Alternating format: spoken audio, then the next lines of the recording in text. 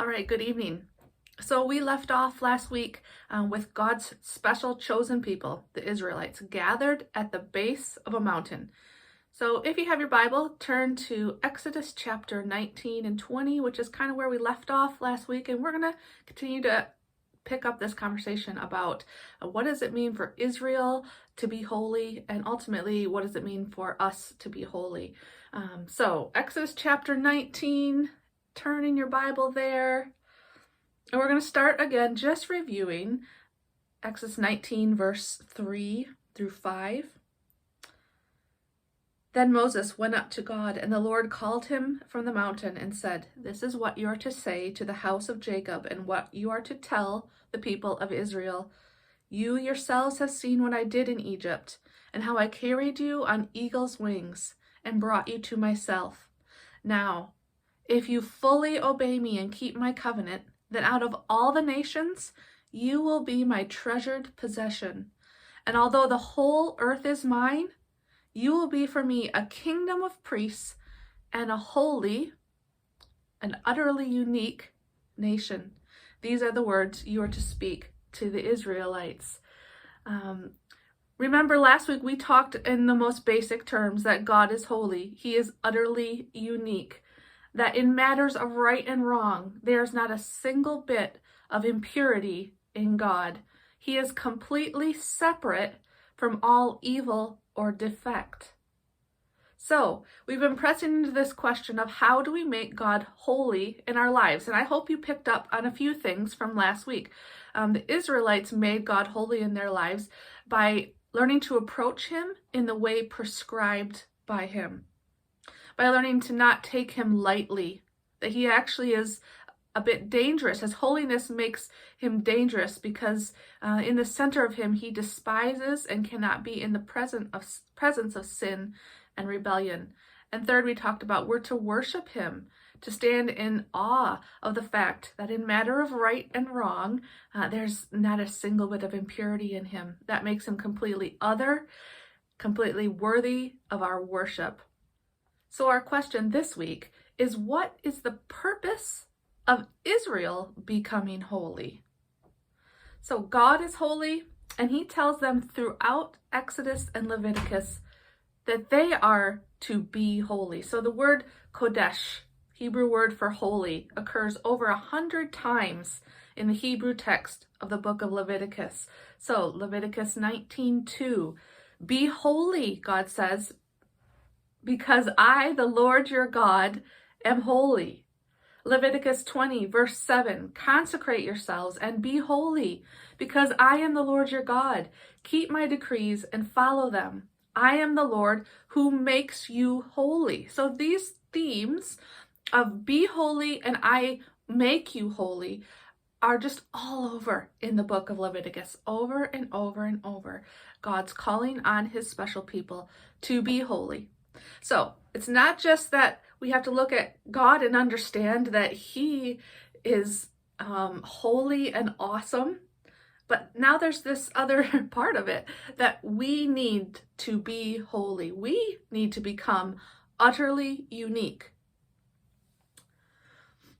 So, what is God making them utterly unique for?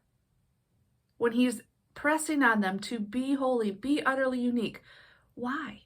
What is he making them utterly unique for? What is God's purpose in making us holy? Exodus and Leviticus are primarily considered to be books of the law. And I know that when you read Exodus and Leviticus, or Deuteronomy even, these are some thoughts that might creep into your mind.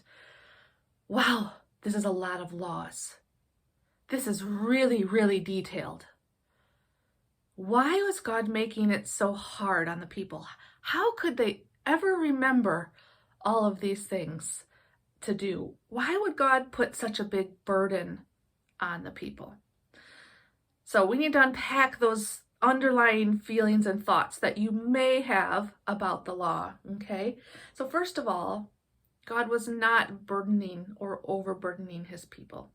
There were three kinds of laws that he gave. First of all, he gave them laws about how to worship and approach him. And those are called ceremonial laws. So there's big sections in Exodus. A lot of Exodus is about how to approach him in worship. So there's detail upon detail about how to build the tabernacle. Lots of detail about how the priests were to act and dress and different things. There's lots of worship laws about how they're to approach him, okay? And I would just assert God was making them utterly unique, giving them different and new ways to approach him, and that's why there's lots of details around those laws. The second kind of law that is in Exodus, Leviticus, is laws about how to live together as a society, because God was making them into a nation. Okay, and these are called civil laws. So in England, we have rules. We have places on our roads that have double yellow lines, and we all know the laws around not parking there, and that's an agreed upon civil rule. Okay, we have rules about how business should be conducted between people. We have all sorts of civil rules. Well, Israel, God was making them into a nation. He gave them lots of rules about justice and how to conduct themselves as a society. So you'll find those kinds of rules. And then third, there was laws about what is always right and always wrong. And that is God's moral law, okay? And the foundation of his moral law is the 10 Commandments. These are things that are always right and always wrong. What was the purpose for Israel to become holy or utterly unique? I believe that God was setting them apart for the purpose of making them a lighthouse for the nations around them. So remember, he's giving them the law down in the desert around Mount Sinai. He's about ready to move them into the promised land. We're going to talk about that land a little bit more later. But I believe he was making them utterly unique for the purpose of turning them into a lighthouse for the nations around them. So, number one, God required holiness. He told them, be holy like I am holy. He required holiness so that he could dwell among them. He taught them that they have to approach him in the way that he prescribes. God's holiness makes him a little bit dangerous. He cannot dwell in the presence of sin, but his love makes him want to dwell in the camp with the Israelites. No other nation had the living God living in the middle of them. So Israel had to become holy so that the living God could dwell in their camp. And there's all sorts of temporary rituals that the law talks about that they needed to do in order to sanctify the space around them so they could approach a holy God. And even at that, they couldn't really get that close. It was only the high priest who once a year could go in where the presence of God dwelt. But a lot of these laws were teaching them that you have to be holy because I cannot be in the presence of sin. And you have to do things to temporarily deal with your sin. Sacrifices, purification, all those different things. We're teaching them there's space between this holy God and yourself, and your sinful self cannot come into his presence. Okay? They were not to approach their God in the ways that those who worshipped the small g gods approached their gods.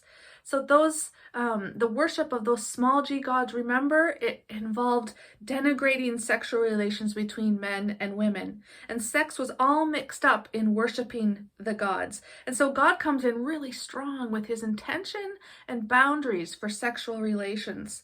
His rules were utterly unique and reflected his moral purity. He taught them a lot about priests and sacrifices and how they were to show their devotion and faith in him. He was undoing the inferior worship that they saw all around them. He taught them that they cannot take him lightly. He is weighty.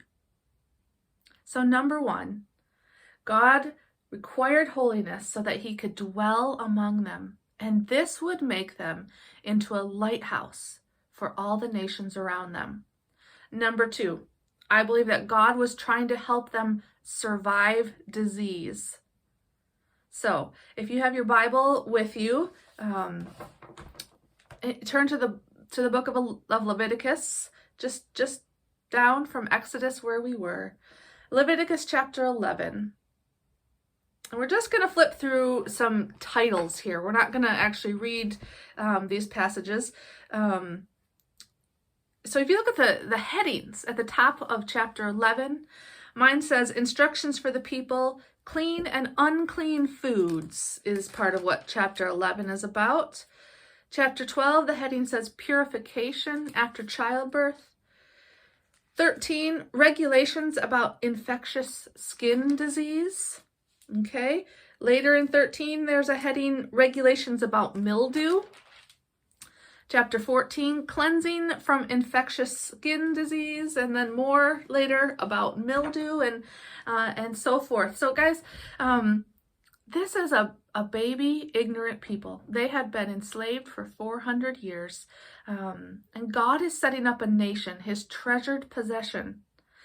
And these laws, they were revolutionary. They didn't know about germs, but God did. He gave them laws about not eating certain insects, about not touching carcasses, about how to handle and remove mildew. He was trying to help them survive disease. And this would make them utterly unique. And that would help them to be a lighthouse as they moved into the promised land among all these pagan gods. Number 3, God was trying to help them survive anarchy. So if we go back again to Exodus chapter 21, turn back to Exodus chapter 21. And again, we don't have time to look at all these verses and read all these chapters, but we're going to look at the headings again. Exodus 21. I have in my Bible a heading about Hebrew servants, what to do about personal injuries when people get injured in work or by each other on accident. The heading on chapter 22, protection of property. Social responsibility is another one in chapter 22. Chapter 23, it starts out with laws of justice and mercy, okay? And there's all sorts of different laws like that throughout Exodus and Leviticus.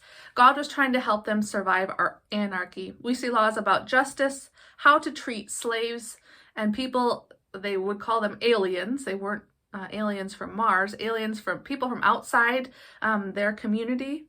How to handle widows and orphans, how to deal with property disputes and poverty. All these laws were civil around how to be a nation together and to work together to form a wonderful culture, a culture that could reflect the glory of God.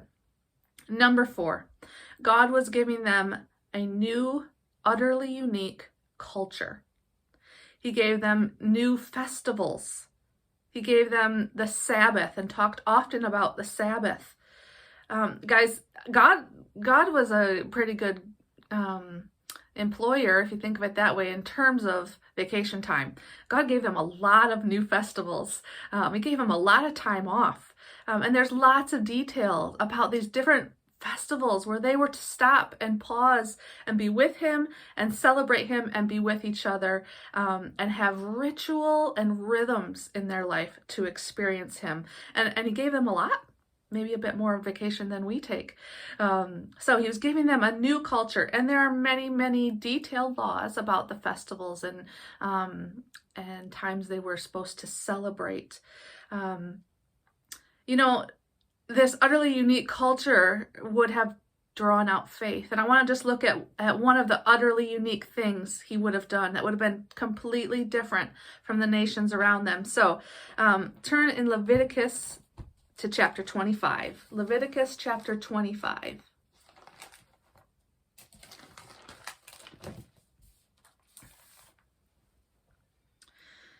So the heading there says the Sabbath year. I like this book of the Bible. This chapter out of the Bible. The Lord said to Moses on Sinai, "Speak to the Israelites and say to them, when you enter the land I am going to give you, the land itself must observe a Sabbath to the Lord. For 6 years sow your fields, and for 6 years prune your vineyards and gather their crops. But in the 7th year, the land is to have Sabbath rest, a Sabbath to the Lord. Do not sow your fields or prune your vineyards. Do not reap what grows of itself or harvest the grapes of your untended vines. The land is to have a year of rest. Whatever the land yields during the Sabbath year will be food for you, for yourselves, your manservant, and your maidservant, and the hired workers who live among you." Okay? Guys, this was an utterly new cultural concept that God was asking them to live under. He was saying, for 6 years, work the land, work your crops. In the 7th year, the land needs to rest. Now, we know from modern farming techniques that land does need to rest. We employ something called crop rotation on a regular basis, where fields are rotated with different crops with different types of nutrients. And this is along that same lines. God knew the land itself would be devoid of nutrients if it didn't rest. But look at what this would have done to them. They had a whole year where they weren't supposed to work and store away in their fields. They had to trust, have faith that they were going to have enough food if they did what God asked and didn't work their land, but just ate off of what it gave. Now, I imagine that God would bless the land and it would be abundant and they wouldn't struggle at all. But to put yourself in that position, that for a whole year we won't work our land and we'll just trust that God's going to give us enough, this was countercultural. It still is countercultural. God was giving them an utterly unique culture, and this would have made them a lighthouse among the nations around them. The reason God made his people into a lighthouse was because it was through this people, the children of Israel, that he wanted to bless the whole world. So we have to back up a little bit in the story of God and remember what he promised to Abraham in Genesis chapter 12. And I've turned there. You don't need to. He's promised Abraham that I'm going to make you into a great nation, and I'm going to bless you, and I'm going to make your name great, and you will be a blessing. And in verse 3, he says, "And all the people on earth will be blessed through you and your family. All the people on earth will be blessed through you and your family." God wanted to bless the whole world through this family, his special people, and he required that they were holy. Now, he was going to take this lighthouse, this group of people he had called together, who he had shown them how to be holy, and he was going to place this lighthouse in the most strategic stretch of land in the world at that time. So let's look a little bit at this specific piece of land. So first of all, the land of Israel, the promised land that they were going into, was part of the Fertile Crescent. Okay, so as you can see on this map we've put here, the Middle East is a largely desert region. But this green strip is where, because of different rivers, different mountain ranges, and different weather patterns, it's fertile. Okay, so that green strip includes the land of Israel, and that's where God was going to put his people, and they were going to be able to experience God's blessing and fruitfulness because of being in that Fertile Crescent rather than being somewhere in the desert. Okay. Secondly, this piece of land was a major trade route. So I'm going to try to show you on the screen here. First of all, this map. Where is Israel? If you're not a map person, I love maps. I have maps in my head all the time. But if you don't know where Israel is relation to England, let's start there. So here is England and here is Israel. So that's the land of Israel right there. And as we start to change this map over, you can see that if you wanted to travel between Asia and Europe and the continent of Africa, and you didn't have a boat, you needed to travel through the land of Israel. It was a major trade route, a land bridge between Africa, Asia, and Europe. People would pass through there. And Israel was to stand as a lighthouse among all the other countries because God wanted to bless the whole world through his special people. And he was putting them right in this most strategic pieces of land. Third, this was a land that drew out faith. Anyone living there must rely on a higher power because everyone wanted to control that piece of land. No amount of military genius, no matter how strong, could keep a nation intact in this land. This was a land that fostered faith.